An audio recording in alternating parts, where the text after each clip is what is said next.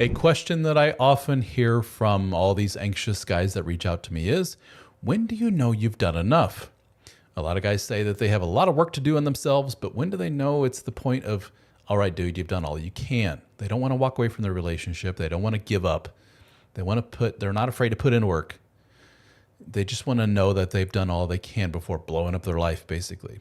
Like our friend Alejandro here, who filled out the Dear DSO form and submitted his story. And you can do the same at deardso.com. That's deardso.com. Fill out the form.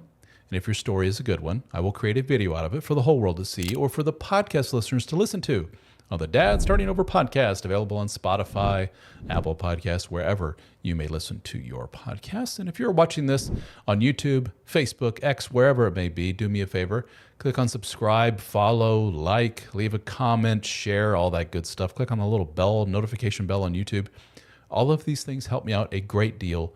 Thank you so very much. I do appreciate it. Now on to today's submission from Alejandro, and the subject line is avoidance and addiction. That's not good. He says, thanks so much for all that you do. Well, thank you. I appreciate that. He says, I was in a, quote, needy frame for the majority of my 17-year marriage, and I've been working on myself the best I can. I've been implementing what I've learned in your books as well as others.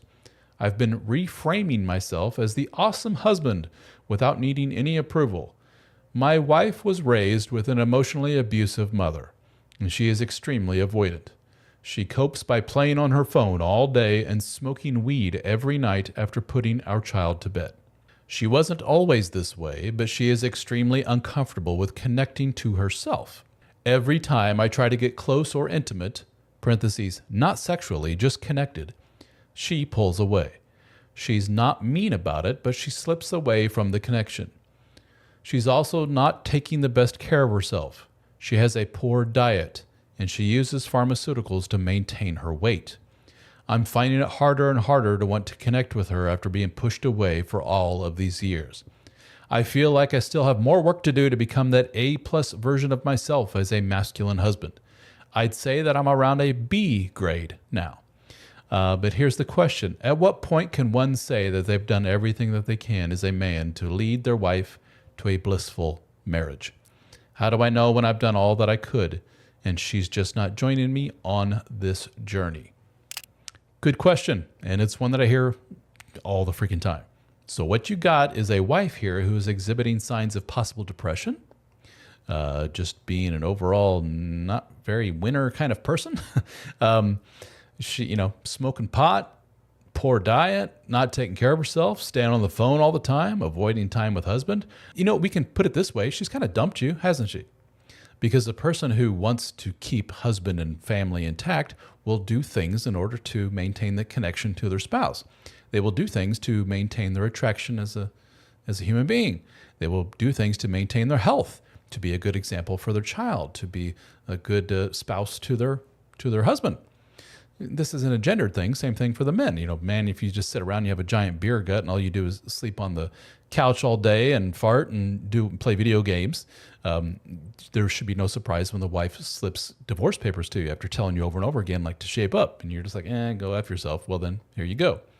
So this is a real common thing from a lot of anxious guys I talk to, which is, this isn't your story, but what I often hear from men is, my wife gained a ton of weight. She complains all the time. Her hygiene, has suffered like a lot of depressive symptoms. She's not bathing properly, gained a lot of weight. She's just really kind of gross. And on top of that, she's really mean. She's mean to the kids. I end up, a lot of men will say I'd take the kids away from her a lot of times so they don't have to be around this gross, angry monster that's at the house. She refuses any kind of help. She won't get help through therapy. I've told her, I think you're depressed. She says, go F yourself. And this persists for years and years. And eventually this anxious guys often say, I feel bad, but I don't have attraction for her anymore. And I'm like, dude, of course you don't. Who would? This is a natural progression in the relationship. One partner does XYZ bad things. Other partner says, I don't like this. So don't feel bad if you're losing attraction and everything else to your partner. Now, at the same time, though, here you are, you say, I feel bad for losing a connection to her. After all these years, it becomes harder and harder, of course. But then you come back with, but I don't think I'm an A+ version of myself yet. I'm only a B grade. And the insinuation here is, and you've put it in pretty blunt terms, I want to lead my wife to a blissful marriage. There is something to that. There is something to the masculine role of being the emotional and whatever you want to call it, leader, the steward of a relationship, especially post-kids, especially after so many years.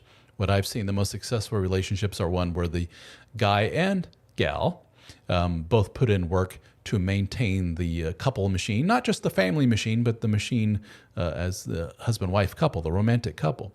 And often when the wife is so over anxious and emotionally and mentally drained by life, a lot of women have a lot of problem with anxiety. So, having 2 or 3 kids and a job and all this other stuff just really drains them. It's up to the husband to step up to the plate, so to speak, and go, here's what we're going to do. I'm calling the nanny. I'm calling the house cleaning service. You and I are going away for the weekend. Somebody has to step up and do that role. So I can see where you're coming from as far as that's concerned. You're saying, like, maybe I haven't taken on that role enough. Maybe there's some glimmer of hope here that if I do more of that, she'll come around. And I say, it happens occasionally, sure. But given everything that you're describing here, I would say don't hold your breath. There is an industry out there of men's self-help stuff, if you will, men's self-help advice that basically preys upon what we call codependence in men. It's all your fault, dude. You're just not man enough. You're not alpha male enough. You're not handsome enough. You're not charming enough. You're not fill in the blank enough. And they just totally, when you come back to them and say, yes, but wife has, so many years of severe depression, drug abuse and everything, they're like, that. The reason is because of you, dude. And often these groups or whatever you want to call it, these companies, whatever it may be, will take a lot of your money to tell you just that. There are these boot camps I've seen online. They've gone viral where men will spend, I think it's like 15 grand or something ridiculous like that, to have a man scream in their face and call him a wuss. They're going through some kind of rite of passage military thing that they never went through. And they spend all this money, and I have a feeling a lot of them go home and they feel like, yes, I've done it, damn it, now I'm a man. And then weeks go by and they go, shit, this wife still hates me. Wife's still depressed, and wife still won't touch me. What was all that for? Well, that was to line the pockets of guys that are taking advantage of your codependency. There's a book on codependency, if you haven't read it yet, called No More Mr. Nice Guy, written by Dr. Robert Glover, who I consider a friend of mine, colleague. We've collaborated on some stuff. We've done podcasts together, events together, and so forth, that you probably want to read if you haven't already. Sir, it takes 2 to tango. Your wife has problems. She needs to get help with said problems. Often, it behooves the other spouse to say, if you don't get help with said problems, you're going to lose me. And I'm not your therapist, I'm not your coach or whatever it may be, I'm your spouse. So if you don't want to put in that kind of effort, I understand. It's totally your right, to refuse to do so, but you have to understand it's also my right to say I'm not going to be your spouse anymore. That's the kind of language it takes to get the ball moving often.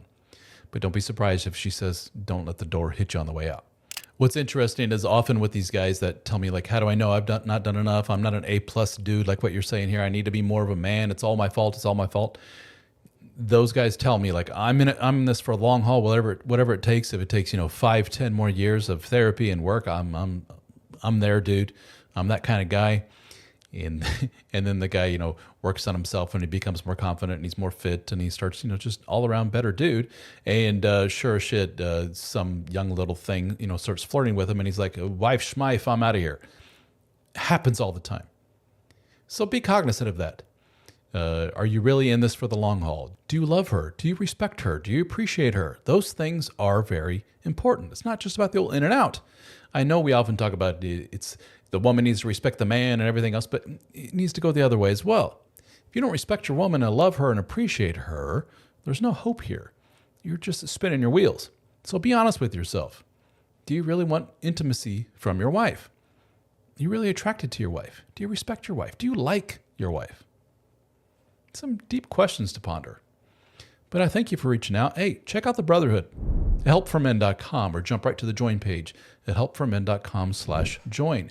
These are the type of things that we talk about all the time in the Brotherhood. We have a very lively discussion forums, very active live Zoom meetings. We record all of them. We have over 1,000+ hours of Zoom meetings that you can listen to. We have all my books. We have free courses, one-on-one coaching. We also get together in person for our conferences. We have one coming up here in 2026 in Louisville, Kentucky. We would love to have you. So check it out, the Brotherhood, at helpformen.com. And guys, thank you so very much for watching, and we will catch you on the next one.